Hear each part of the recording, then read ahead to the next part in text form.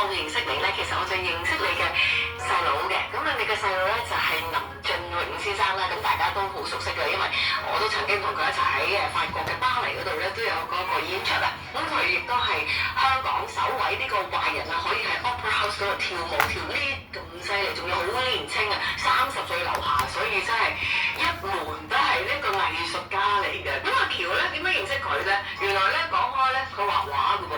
咦，咁我梗係特別留意啦。但佢畫啲畫咧就叫做就真，冚唪唥好似啲微雕咁嘅，即係大家呢見到細個一粒米入邊，然後咧就有間屋同埋棵樹。咁佢咧個主題好有趣嘅，好多香港主題畫。喬，不如你又講下。好啊，我就係好中意畫眉畫嘅。點解我會開始畫眉畫咧？咁就其實係因為我本身都中意畫畫啦。首先，之後有個朋友就話：你畫畫咁咧，你可唔可以幫我喺個指甲上面畫畫？